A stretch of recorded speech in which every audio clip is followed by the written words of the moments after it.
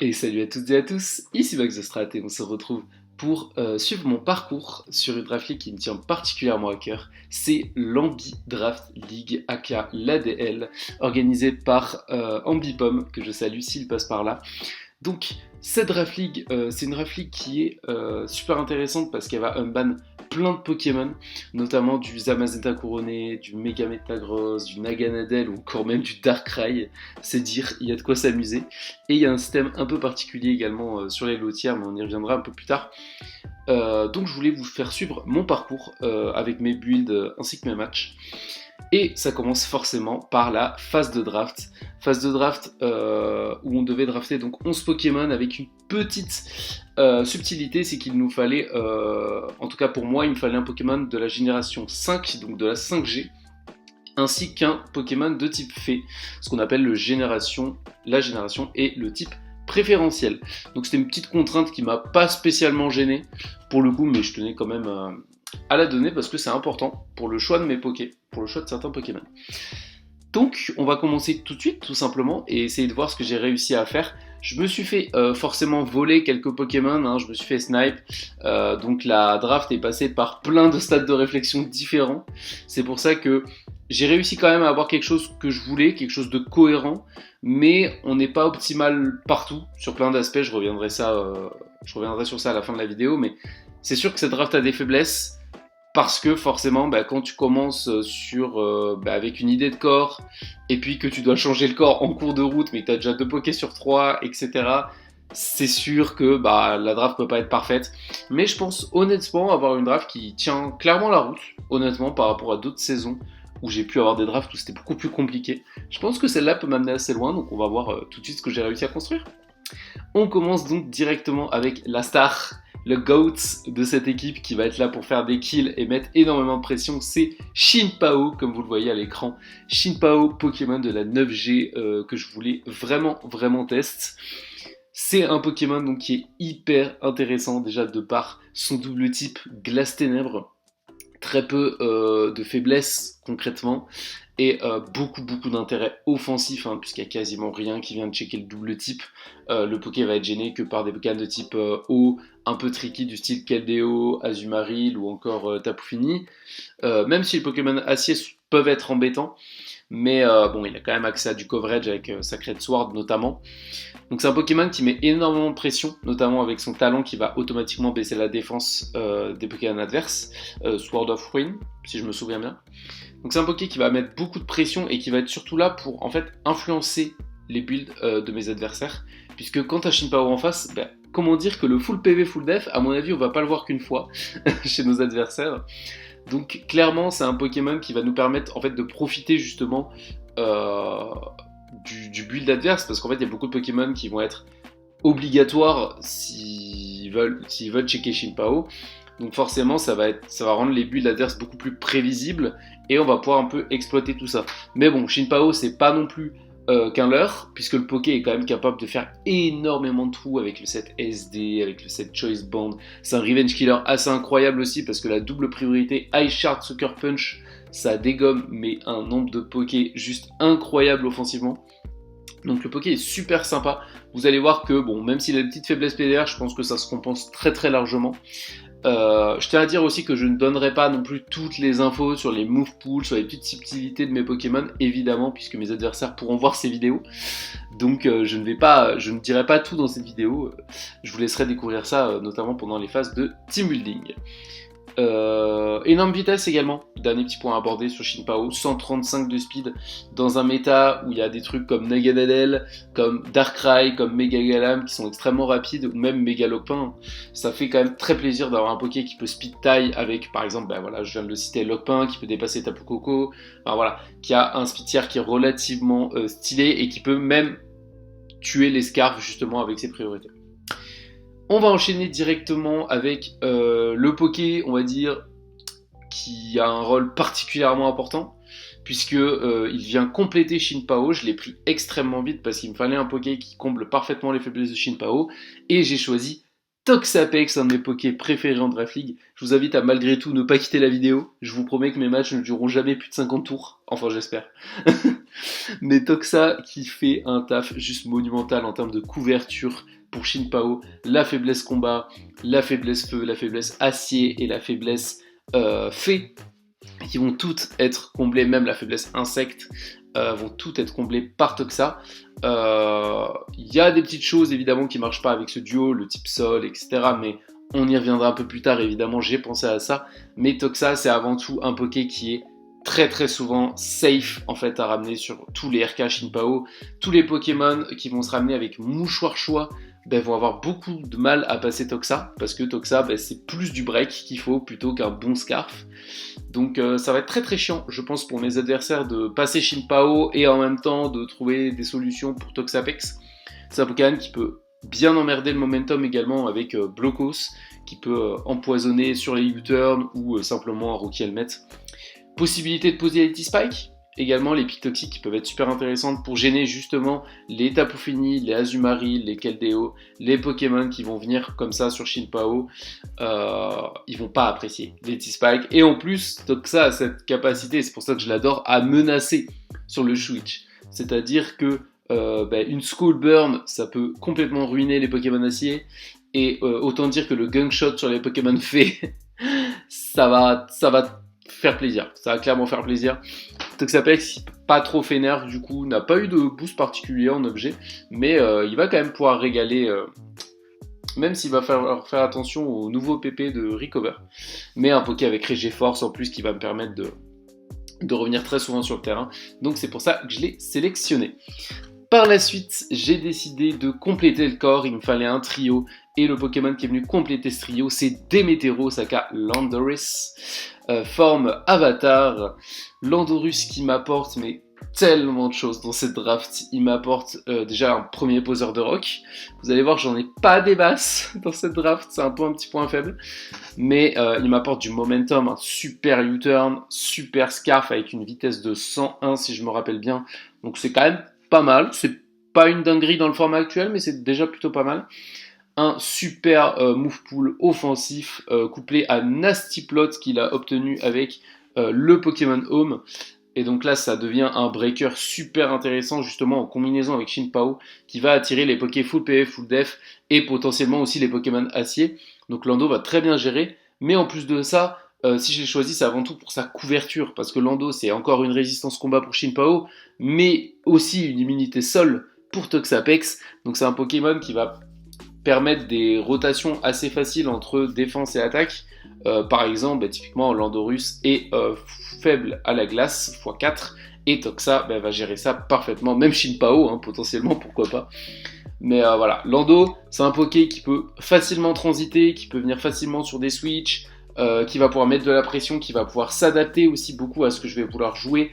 Très bon Stallbreaker avec Provoke, qu'il a également gagné récemment. Donc ça fait quand même très plaisir et j'ai hâte de voir ce qu'il va faire. Mais il fallait évidemment compléter le corps défensif. C'est pour ça que j'ai décidé de prendre à la fois mon 5G et à la fois mon Ferry. C'est Audino. Méga. Alors du coup, je ne sais pas s'il comptait comme 5G, mais de toute façon, Landorus remplissait très bien ce rôle. Méga Audino, qui a des stats juste ahurissantes défensivement. Très clairement, je les ai pas sous les yeux, mais je peux vous dire que c'est du très très lourd. Vous les avez par contre. Mais Audino, donc Wisher, évidemment, d'exception, capacité à poser les screens, beaucoup de petits coverage avec lance-flamme, tonnerre, je sais plus s'il a Ice Beam. Mais en tout cas, bon, il a quand même Dazzling Gleam, Hyper Voice, Knock-Off, un très très bon utility support de type fée qui va donc gérer les types dragons. Et en parallèle de ça, on a quand même un Pokémon qui en fait n'a pas forcément besoin de méga évoluer et qui forme un Regicorp avec Toxa tant qu'il n'a pas méga évolué.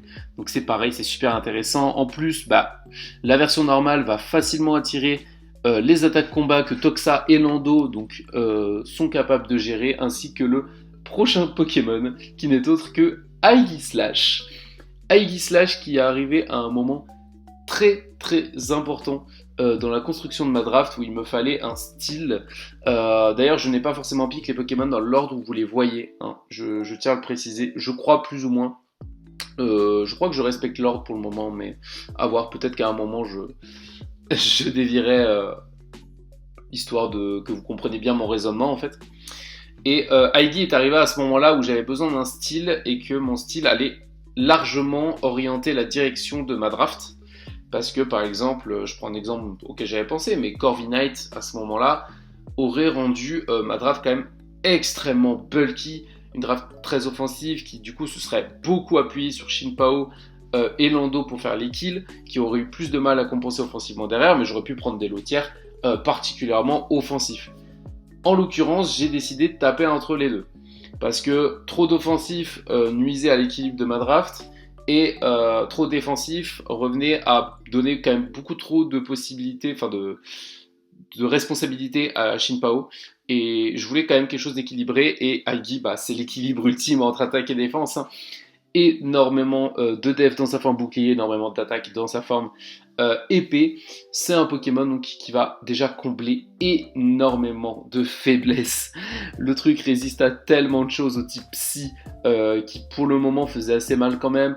Il y a le type Fée qui tapait beaucoup de choses neutres. Le fameux type combat auquel j'ai une immunité, et donc ça, en fait, ça va permettre notamment à Audino de passer peut-être un peu plus de temps sans méga évoluer, puisque tant qu'il méga évolue pas, il a juste une synergie avec Heidi qui est formidable.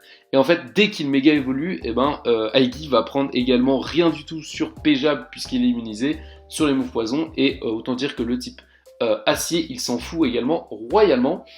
Et encore une fois, c'est un Poké qui peut profiter très très largement des spreads qui sont faites pour gérer Shin Pao, parce que autant vous dire que gérer Shin Pao et gérer Heidi / Specs, c'est vraiment super compliqué pour tellement de drafts.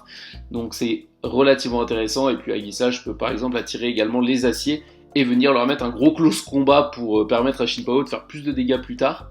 Donc une super compatibilité avec ma draft, un excellent breaker assez polyvalent qui peut faire plein de choses.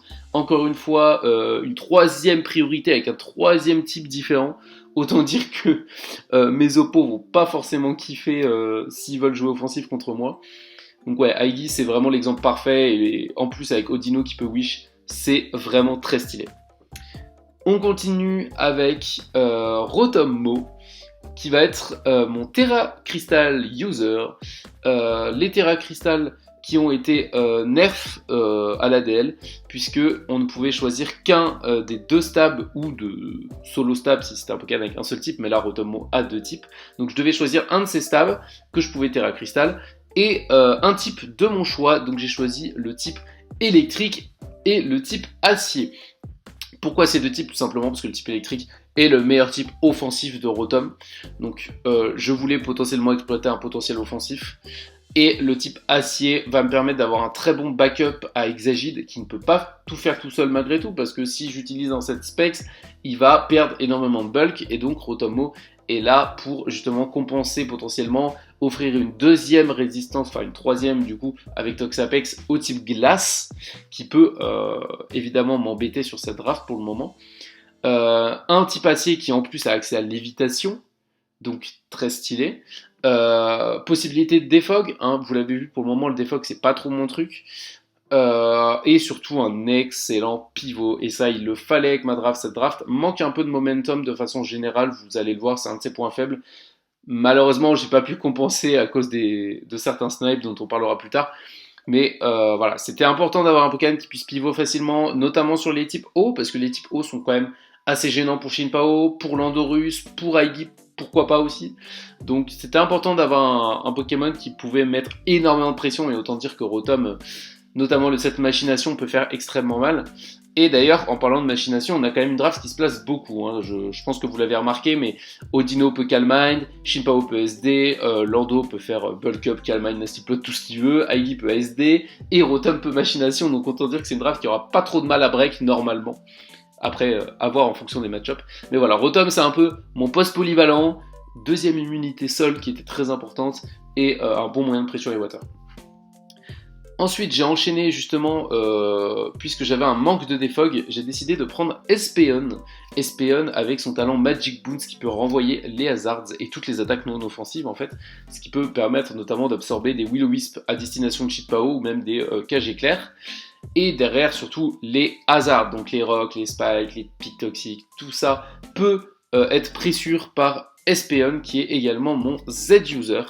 donc qui a des possibilités vraiment intéressantes offensivement. Hein. Le Poké a lui aussi du setup avec Calm Mind, il a accès à Morning Sun pour soigner, il peut Baton Pass aussi, donc il peut attirer les Pokémon acier, faire Baton Pass et laisser Landorus s'occuper du reste, par exemple, mais il peut aussi être dans un rôle beaucoup plus défensif. Je crois qu'il a accès à Wish également. Donc Pokémon assez polyvalent et surtout qui m'apporte énormément de par son talent. Il me fallait un Pokémon Psy, encore une résistance combat, je pense que ça devrait aller pour cette draft. Mais vous avez compris, Pokémon très polyvalent et surtout très important dans la synergie de ma draft. Speed également. J'ai oublié de le préciser, mais un Speed 210, je crois me souvenir, et donc c'est mon 3e Speed qui dépasse les 100, donc c'était quand même intéressant à avoir. Ensuite, on va arriver sur Oricorio, forme Bale, donc forme feu et vol. Oricorio, c'est un peu un choix par dépit, on va pas se mentir, parce que le Pokémon, il y aurait pu avoir du Dracofeu, etc., mais je n'avais plus les points à ce moment-là. Mais par contre, Oricorio est très très loin d'être dénué d'intérêt, parce qu'il a un double type qui offensivement est super intéressant, qui peut faire énormément de pression, notamment sur les Pokémon de type acier. C'est un Pokémon qui peut défog, c'est un Pokémon qui a U-turn, qui a un speed tier incroyablement intéressant. Alors là, je ne l'ai pas sous les yeux, mais je crois que c'est 97 de souvenir, quelque chose comme ça. C'est super intéressant en Scarf. Et le Pokémon a chopé Quiver Dance récemment, qui peut lui permettre également de se placer et d'être hyper intimidant, parce que le Poké, je crois qu'il a accès à Provoke également. Et donc le Poké a plein d'options, et je pense honnêtement que je pourrais le sortir vraiment plusieurs fois dans cette ADL, j'espère, parce que c'est la première fois que je joue, que je le teste, mais je pense qu'honnêtement il a vraiment beaucoup de potentiel. Encore une résistance fight, et ce n'est que ma 2e faiblesse au piège de rock. Donc je suis assez content quand même sur cette draft, j'arrive à assez bien me débrouiller avec les hasards. En tout cas, j'ai l'impression, on verra ce que ça donne pendant les builds, mais je pense qu'Oricorio peut faire pas mal de taf. Et donc, on va finir cette vidéo avec les lotières. Les lotières qui, en fait, à l'ADL, sont gérées de la façon suivante, c'est-à-dire qu'on on doit pick 3 lotières, et en fait, on va tous leur mettre un move et un talent. Voilà, qui coûtaient chacun des points, donc globalement c'est à celui qui fait la meilleure combinaison, et il peut y avoir des trucs assez dingues. Clairement, il y a eu notamment, je prends un exemple, mais il y a eu un Lurantis avec coup victoire aka V-Create plus son talent contestation. Ça rend la chose assez stylée et assez flippante à affronter. Donc je vais vous présenter justement mes 3 lotières et les combos que j'ai choisis. Donc le premier, et on va commencer par les 2 plus importants. Le premier, c'est Altaria. Altaria qui est mon Pokémon Dragon, ce qui est assez rare, clairement, d'avoir un Pokémon Dragon aussi bas, mais je pouvais pas le piquer avant, tout simplement. Altaria que j'ai décidé de jouer avec Marvel Scale, donc qui va booster un peu sa défense, qui va rendre mon corps un peu plus solide globalement. Encore une fois, une résistance fight, pourquoi s'en passer. Et une immunité sol, donc le Poké est quand même assez intéressant globalement, résistance feu aussi, donc il comble parfaitement les faiblesses de Aigui notamment. Deuxième faiblesse x4 au type glace, c'est notamment pour ça que le Terrastyle de Rotom était important. Et je voulais le jouer Parting Shot à la base, parce que Parting Shot, Académie, quand tu as Shinpao et quand tu as Aigui Slash et quand tu as en général une draft qui se place très facilement, c'est incroyable, c'est absolument incroyable. Malheureusement, le snipe est tombé, et c'est peut-être un des snipes les plus durs que j'ai eu finalement. Ma deuxième option était Salcure, qui aurait permis de weaken très facilement les Pokémon eau et les Pokémon acier qui veulent embêter Shinpao. Problème étant que je me suis encore une fois fait snipe, donc ça je pense honnêtement que c'est les 2 snipes les plus regrettables sur l'ensemble de ma draft, parce que ça aurait rendu Altaria vraiment hyper utilitaire. Mais bon, à la place j'ai trouvé Torch Song, champ flamboyant si je me souviens bien, qui permet de booster l'attaque spéciale à chaque fois, et en plus c'est un coverage feu, donc le Pokémon peut toucher les aciers, se setup sur l'attaque spé, et en parallèle avoir un bulk complètement indécent. Donc bon, pourquoi pas, c'est également un défogueur, donc à voir ce qu'il va faire. Je ne sais pas s'il sortira sur énormément de matchs, je suis un peu déçu parce qu'il aurait pu avoir une compatibilité juste incroyable avec le reste de la draft, mais je pense qu'il a quand même moyen de faire beaucoup de choses et de checker peut-être certains pokés assez tricky. Donc j'ai hâte de voir ce qu'il va faire. Le deuxième, c'est pas un coup de cœur, mais disons que à la base j'ai draft un talent un peu à la panique J'ai clairement draft un talent en panique et finalement j'ai réussi à trouver une combinaison qui allait assez bien avec. C'est Graplocked qui est mon type combat. Pareil, un type combat vraiment très très low mais qui a beaucoup d'intérêt, vous allez le voir. Extrêmement bulky. Et je vais rajouter Purifying Salts, le talent de... je n'ai plus le nom de ce truc. C'est Gigancel. J'ai pas le nom anglais. Mais Gigancel, donc, qui en fait l'empêche de prendre des statuts. Donc pas de burn, pas de toxique, pas de T-Wave. C'est quand même super intéressant. Couplé à une nouvelle résistance Ghost, qui est la seule de ma draft. Non, la deuxième, puisqu'il y a Shin Pao. Maintenant, il y a Graplocked et en plus, il y a l'immunité d'Odino. Donc là, on est plutôt bien sur le type spectre. Et donc voilà, Graplocked, il va être là pour profiter avant tout des Pokémon défensifs sur lesquels il peut facilement se placer. Du coup, c'est un Pokémon qui peut free in grâce à Purifying Salt. En plus de ça, il a Extreme Speed qui va lui permettre de pressure également les Pokémon rapides et offensifs. Donc là, vous voyez quand même qu'on a une draft en termes de priorité. Je pense qu'on n'a jamais vu ça. Avec Extreme Speed, Sucker Punch plus Ice Shard stabé et Shadow Sneak stabé, ça va être vraiment un cauchemar pour les Pokémon très rapides et pas très bulky. Donc possibilité évidemment de ce setup et derrière soit de le jouer très bulky avec des Drain Punch, tout ça, soit justement de jouer très aggro avec Extreme Speed et d'empêcher le RK. Donc c'est un Poké qui peut être super intéressant. Je crois qu'il a accès à du drap également, donc ouais, le Poké peut vraiment faire un super taf. Et il tape fort, mine de rien, il tape très fort. Donc faut vraiment pas le sous-côté. Et en dernier Pokémon pour clôturer cette phase de draft, j'ai décidé de pick Probopass aka Tarinorm avec Limber et Court Change. N'y voyez pas plus loin globalement qu'un Pokémon décharge, hein, Passivito. Non, c'est quand même un Pokémon qui m'apporte une belle résistance roche. Malheureusement, je n'avais pas les points et de toute façon pas la possibilité de lui donner Levitate ou... alors je n'ai plus le nom, mais le talent qui, en gros, le Absorbo pour les Pokémon Sol, enfin pour les attaques de type Sol. Malheureusement, voilà, les deux étaient déjà pris et je n'avais plus vraiment les points. Donc Probopass va se contenter de Limber pour empêcher d'être paralysé. Bon, autant dire que le talent ne sert à rien. Par contre, Court Change, encore un très bon moyen de dissuader la pose des pièges de rock, la pose des pics toxiques, la pose des picots. C'est un Poké qui peut quand même être intéressant, hein. Je pense qu'il y a pas mal de Pokés qui peuvent se faire checker. Des sets avec le ballon, avec la Shuka Berry peuvent être intéressants. Et justement cette possibilité d'avoir Court Change. Donc vous le voyez, j'ai pas forcément beaucoup de défog sur cette draft, mais j'ai quand même beaucoup de moyens de pressure et de dissuader la pose justement de ces hazards. Donc pour conclure, on a une draft qui a un bon potentiel offensif, un bon potentiel défensif. C'est une draft qui est équilibrée. Maintenant, elle va souffrir.